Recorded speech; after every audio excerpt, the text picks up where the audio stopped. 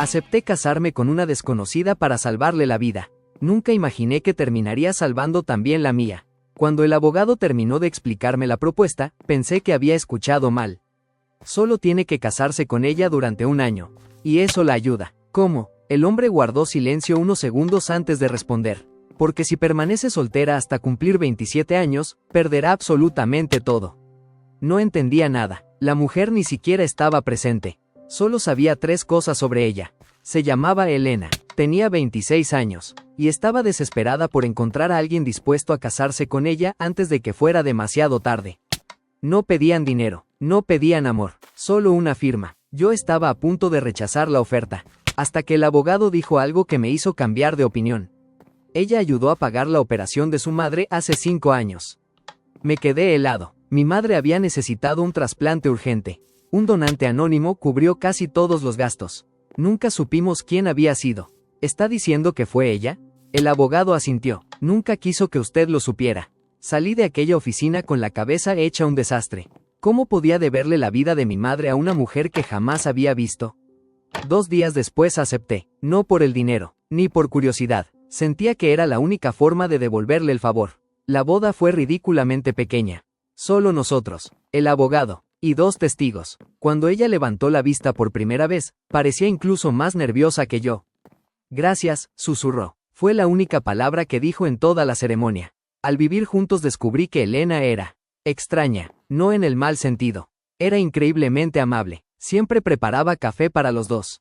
Dejaba pequeñas notas deseándome suerte antes del trabajo. Recordaba cualquier detalle que yo mencionara, por insignificante que fuera. Pero había algo raro. Nunca salía sola de noche. Nunca respondía preguntas sobre su infancia. Y todas las semanas recibía una carta sin remitente. Siempre la leía. Siempre terminaba llorando. Una noche no pude más. ¿Quién te escribe? Ella tardó tanto en responder que pensé que no lo haría. Finalmente dijo, la persona por la que necesito seguir casada. No entendí. Entonces me mostró la carta. Solo tenía una frase. Aún no estás a salvo. Sentí un escalofrío. ¿De quién huyes? Ella bajó la mirada. No huyo de alguien. Entonces, estoy esperando a que deje de buscarme. Y por primera vez desde que la conocí, vi auténtico miedo en sus ojos. No insistí esa noche. Había algo en la forma en que Elena sujetaba aquella carta que me hizo entender que no era un tema del que pudiera hablar así como así. Pero tampoco podía fingir que no había pasado nada. Al día siguiente salí antes del trabajo y pasé por la oficina del abogado. Necesito respuestas. El hombre suspiró, como si hubiera sabido que ese momento llegaría. Firmó un acuerdo de confidencialidad. Pues rómpalo. No puedo. Me levanté para irme, molesto. Entonces añadió, solo puedo decirle una cosa. Elena nunca le ha mentido. Si no le cuenta todo es porque cree que, mientras menos sepa, más seguro estará. Aquellas palabras no me tranquilizaron. Me preocuparon todavía más. Las semanas siguientes intenté que nuestra vida fuera lo más normal posible. Y, sorprendentemente, empezó a funcionar. Cocinábamos juntos. Veíamos películas hasta quedarnos dormidos en el sofá. Los fines de semana salíamos a recorrer cafeterías o librerías. Por primera vez desde la muerte de mi madre, volví a sentir que tenía un hogar. Lo que comenzó como un matrimonio por compromiso empezó a parecer un matrimonio de verdad, hasta que una tarde llegué a casa y encontré la puerta abierta. Corrí hacia adentro. Todo estaba en su sitio. Excepto una cosa, la carta que Elena había guardado en un cajón había desaparecido. Ella estaba completamente pálida. ¿Entraron solo por eso? ¿Había dinero? No. ¿Joyas? Negó con la cabeza. Solo querían la carta. Esa noche instalé cámaras alrededor de la casa. Ella protestó, diciendo que era exagerado. No le hice caso. 3 días después, una de las cámaras captó a un hombre con gorra observando la casa desde la esquina durante casi 2 horas. No intentó entrar, solo vigilaba. Llevé el video a la policía. La respuesta fue desalentadora. No está haciendo nada ilegal. Salí de la comisaría con un nudo en el estómago. Al volver a casa encontré a Elena sentada en el porche. Tenía otra carta entre las manos. Esta vez el sobre estaba abierto. Me la entregó sin decir una palabra. Solo había una línea escrita con tinta negra. Ya encontró al esposo. Ahora es el turno de él. Levanté la vista. ¿Qué significa esto? Elena rompió a llorar. Significa que ya no solo vienen por mí, también vienen por ti. Y antes de que pudiera hacer otra pregunta, escuchamos el sonido de un vidrio rompiéndose en el segundo piso de la casa. Los dos nos quedamos inmóviles. El estruendo había venido del segundo piso. Instintivamente tomé un bate de béisbol que tenía junto a la puerta y le hice una seña a Elena para que se quedara atrás. «Llama a la policía». Ella negó con la cabeza. «No subas». Pero ya era tarde. Subí las escaleras de 2 en 2. La ventana del estudio estaba hecha añicos. El viento movía las cortinas. No había nadie, solo una pequeña caja negra sobre el escritorio. Cuando la abrí, encontré un reloj de bolsillo antiguo y una nota. «Todavía puedes irte. Es tu última oportunidad». En ese momento escuché a Elena gritar desde abajo. Corrí de regreso. La puerta principal estaba abierta de par en par. Ella seguía ahí, pero tenía el rostro completamente blanco. «¿Qué pasó?», señaló la calle. Un automóvil negro acababa de arrancar a toda velocidad. Había un hombre, solo me dijo una frase. «¿Cuál?». Ella tragó saliva. «Tu tiempo se acabó». Esa noche la policía revisó toda la casa. No encontraron huellas, ni ADN, ni cámaras cercanas que hubieran captado el rostro del intruso. Era como si hubiera desaparecido en el aire. Cuando finalmente nos quedamos solos, Elena se sentó frente a mí. Tenía los ojos rojos de tanto llorar. «Ya no puedo seguir ocultándotelo». Asentí en silencio. Ella respiró hondo. «Hace 6 años trabajaba como voluntaria en una fundación. Un día descubrí que el director desviaba millones de pesos destinados a hospitales infantiles. Tenía pruebas, estados de cuenta, videos, grabaciones. Pensé que, si denunciaba todo, la justicia haría su trabajo. Me equivoqué. Antes de que pudiera entregar las pruebas, alguien filtró mi identidad. Empezaron las amenazas, los seguimientos. Intentaron atropellarme 2 veces. Incendiaron mi departamento. Tuve que desaparecer. ¿Y la policía? Había funcionarios involucrados. No sabía en quién confiar. Me quedé en silencio. Todo empezaba a tener sentido. ¿Y casarte conmigo?». Ella bajó la mirada. Necesitaba un esposo porque la fundación tenía una cláusula en el fideicomiso que protegía mi patrimonio si estaba casada. Con ese dinero podía mantener ocultos los documentos originales y seguir financiando el proceso legal contra ellos. Entonces, todo este matrimonio. Al principio sí fue por necesidad. Sentí un golpe en el pecho. Ella levantó la vista. Pero ya no. Se acercó lentamente. «Nunca imaginé que fueras a cuidarme así. Ni que fueras a arriesgar tu vida por una desconocida». Tomó mi mano. «Y eso hizo que me enamorara de ti». Durante unos segundos olvidé las amenazas, las cartas y el miedo. La besé. Fue un beso torpe, pero sincero. Por primera vez desde que nos conocimos, sentí que todo podía salir bien. Entonces sonó mi teléfono. Era un número desconocido. Contesté. Una voz distorsionada dijo: «¡Qué escena tan bonita!». Miré alrededor, confundido. La voz soltó una pequeña risa. «Ahora mira por la ventana de tu sala». Corrí hasta el ventanal. Al otro lado de la calle, un hombre con un traje gris estaba de pie. No intentó esconderse, solo levantó la mano y sonrió. Después señaló directamente hacia Elena, y con los labios pronunció 3 palabras. «La encontré». Sentí un escalofrío recorrerme la espalda. Abrí la puerta dispuesto a correr tras él.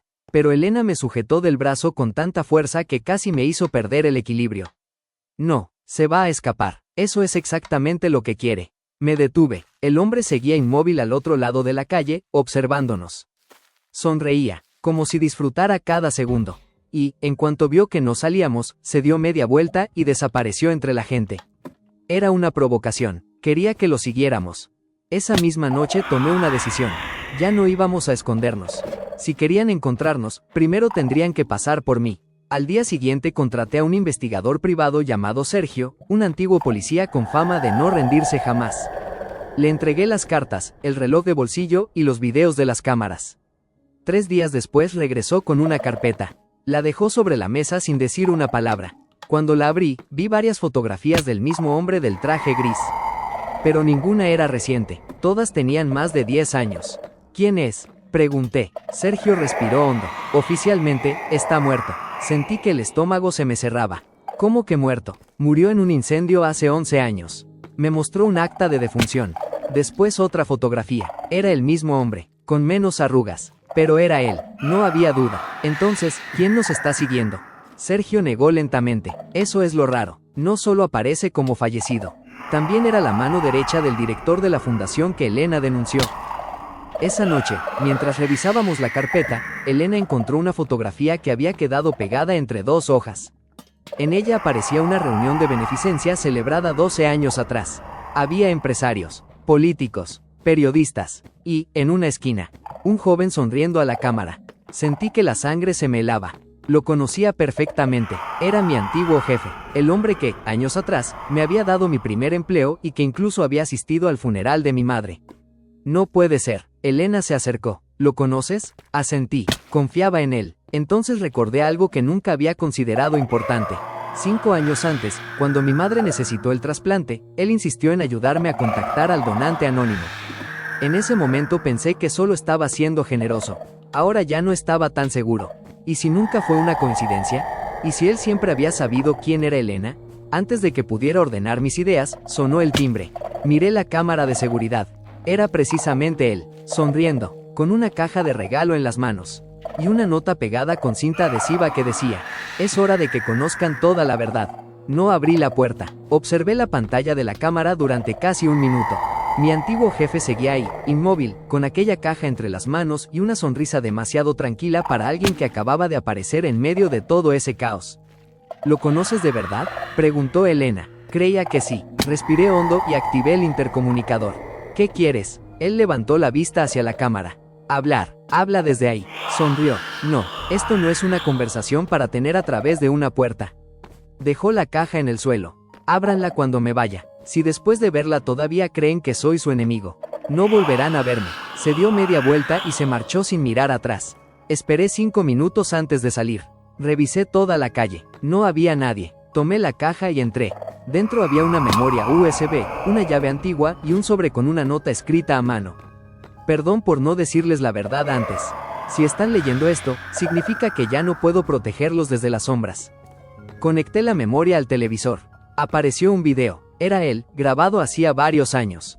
Si este video llegó a ustedes, significa que el plan salió mal.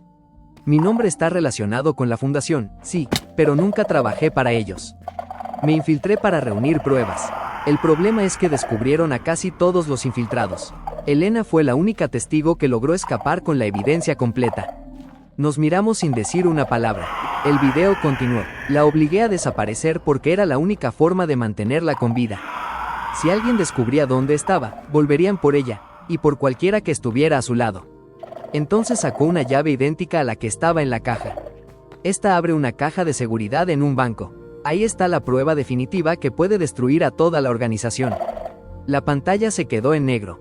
Durante varios segundos nadie habló. Finalmente Elena rompió el silencio. Nunca me dijo que existía esa caja. ¿Confías en él? Ella dudó. No lo sé, pero si está diciendo la verdad, llevamos años huyendo cuando en realidad teníamos la forma de terminar con todo. A la mañana siguiente fuimos al banco. Entregamos la llave. La gerente revisó el número y frunció el ceño. Un momento, por favor. Desapareció por una puerta. 10 minutos después regresó, acompañada por 2 guardias de seguridad. Sentí que algo iba mal. Señor, dijo con voz seria, la caja fue vaciada hace exactamente 1 hora. ¿Qué? Y la persona que retiró su contenido presentó toda la documentación correcta. ¿Quién fue? La gerente bajó la mirada. No puedo revelar esa información. En ese instante, mi teléfono vibró. Era un mensaje de un número desconocido. Solo tenía una fotografía. Era el contenido de la caja de seguridad. Sobre el asiento trasero de un automóvil.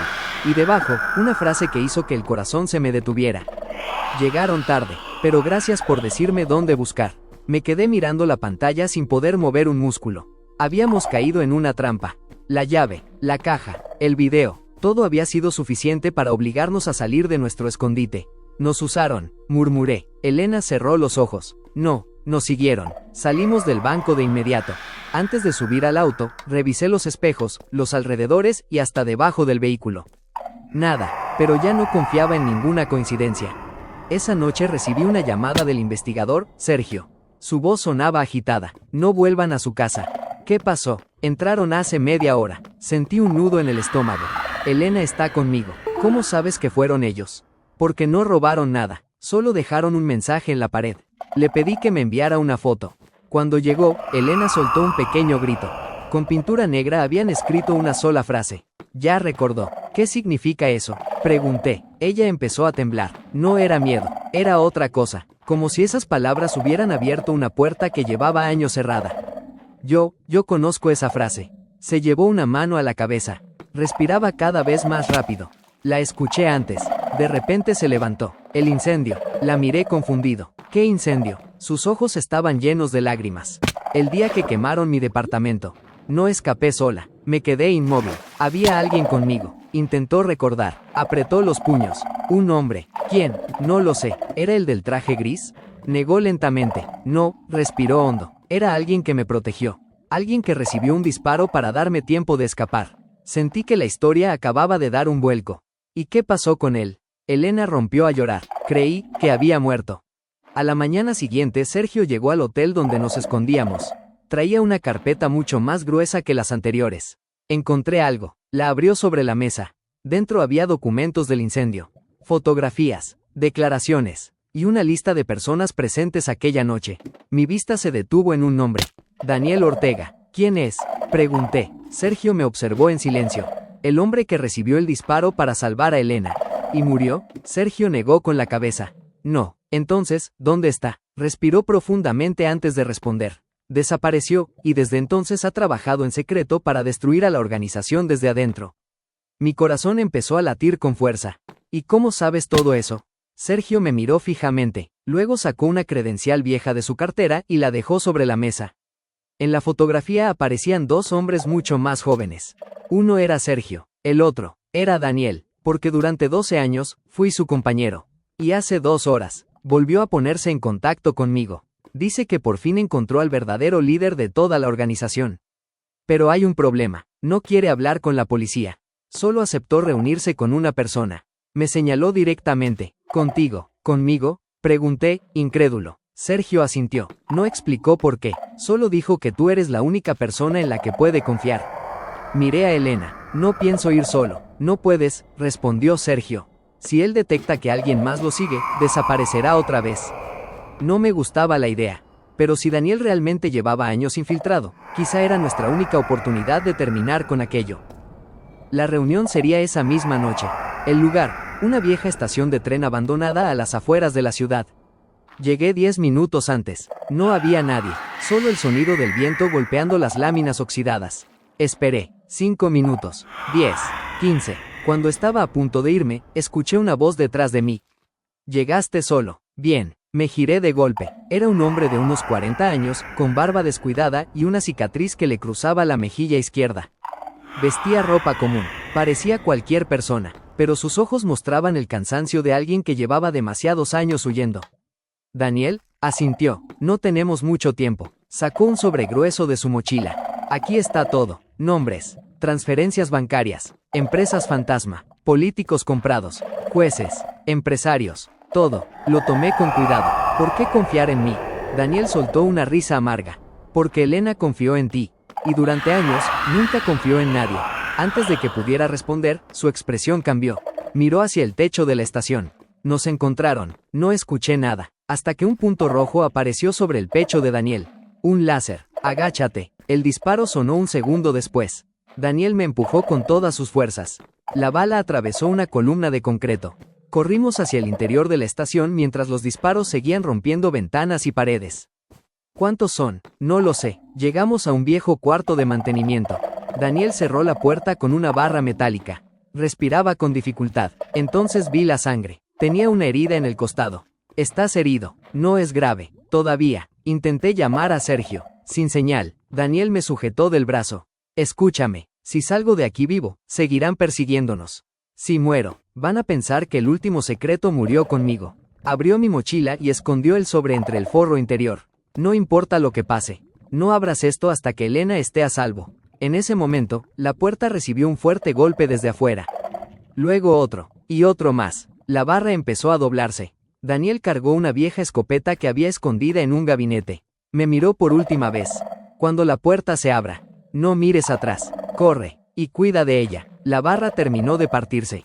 La puerta se abrió de golpe. Y Daniel avanzó hacia los hombres armados mientras gritaba. Ahora, corrí, no porque quisiera, porque Daniel prácticamente me había obligado. Mientras escapaba por un viejo pasillo escuchaba los disparos detrás de mí.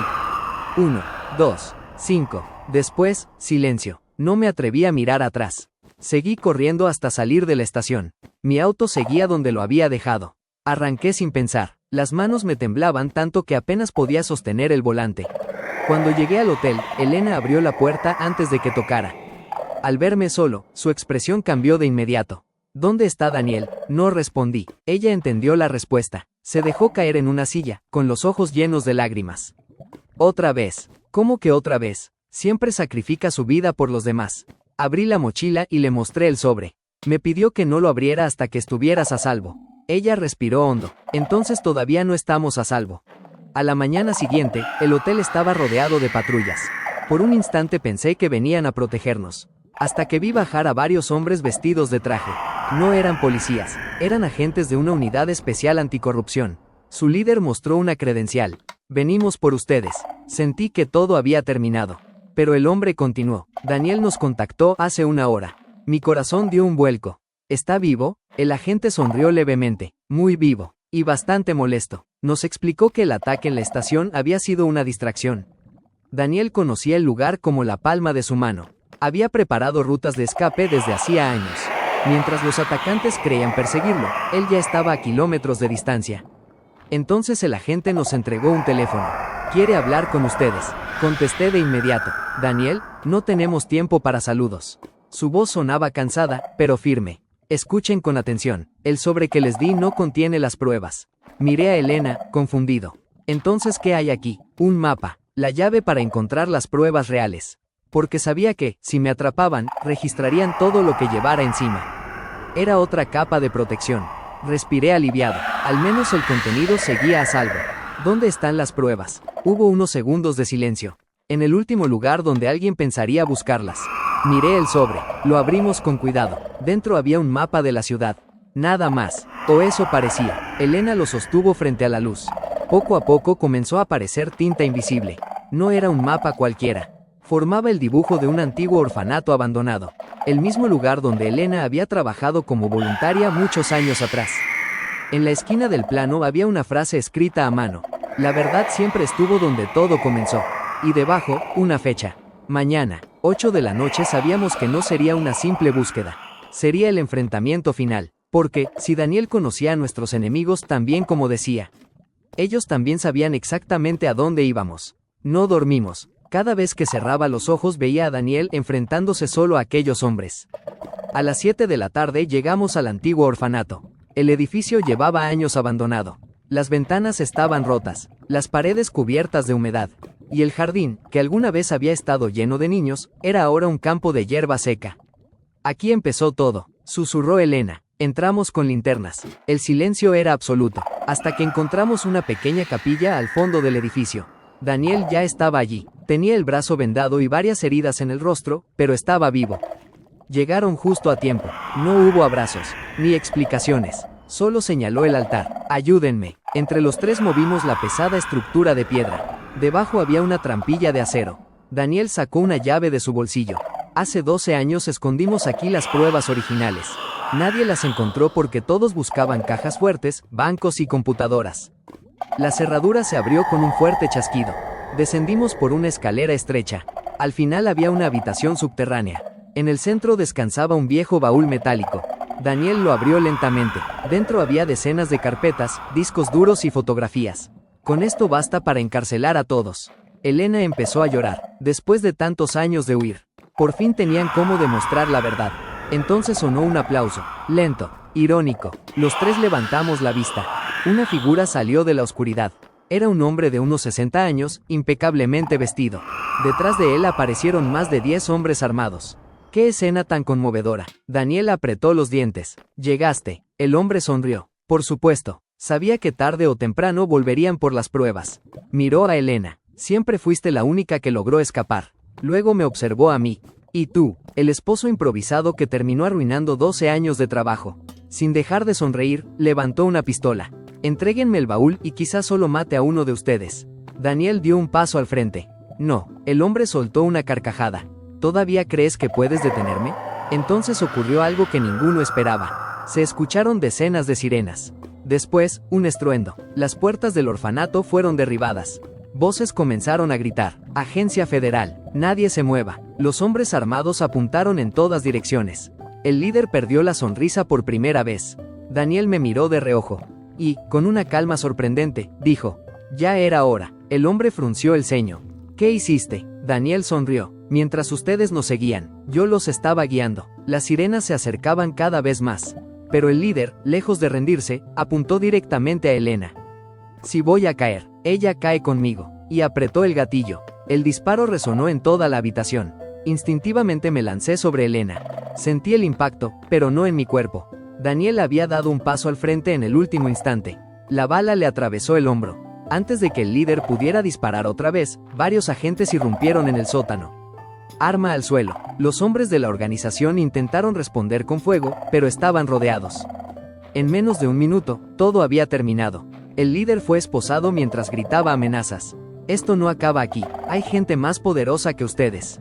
Uno de los agentes simplemente respondió. Ya lo sabemos. Le mostró una carpeta. Era una copia de todas las pruebas. El hombre palideció. ¿Cómo? Daniel sonrió, a pesar del dolor. ¿De verdad pensaste que escondería el único original en el mismo lugar donde iba a citarte? El líder comprendió que había perdido. El baúl era auténtico, pero no era el único. Durante años, Daniel había creado copias y las había entregado poco a poco a distintas autoridades internacionales. Si alguien destruía una, otra aparecería. No había forma de borrar la verdad. 3 meses después, las noticias hablaban del caso todos los días. Empresarios, funcionarios y directivos fueron detenidos. Millones de pesos desviados regresaron a hospitales y orfanatos. Las víctimas comenzaron a recibir justicia. Por primera vez en más de una década, Elena podía caminar por la calle sin mirar constantemente por encima del hombro. Nuestro matrimonio temporal también estaba a punto de terminar. El contrato decía que, una vez resuelto el conflicto, cualquiera de los dos podía solicitar el divorcio sin consecuencias. El abogado nos citó para firmar los documentos. Colocó los papeles frente a nosotros. Solo falta una firma. Tomé la pluma. Miré a Elena. Ella hizo lo mismo. Ninguno escribía. El abogado carraspeó. ¿Ocurre algo? Sonreí. Sí. Tomé los papeles, y los rompí por la mitad. El abogado abrió los ojos como platos. ¿Qué está haciendo? Miré a Elena. La primera vez me casé contigo porque quería devolverte un favor. Saqué una pequeña caja del bolsillo de mi saco. Pero esta vez, la abrí. Dentro había un anillo. Quiero preguntarte si aceptarías casarte conmigo por una razón completamente distinta. Elena empezó a llorar. Asintió antes de que pudiera terminar la pregunta. Sí, 1000 veces sí. El abogado soltó una risa resignada. Supongo que tendré que preparar otros documentos. Un año después celebramos una boda de verdad. Sin contratos, sin secretos, sin miedo. Solo estaban nuestros amigos, Daniel, ya completamente recuperado, y los niños del antiguo orfanato, que por fin había reabierto convertido en un centro de apoyo financiado con el dinero recuperado de la corrupción. Mientras observaba a Elena caminar hacia mí, recordé el día en que acepté casarme con una completa desconocida solo para ayudarla. Jamás imaginé que aquella decisión terminaría dándome una familia, un propósito, y el amor de mi vida.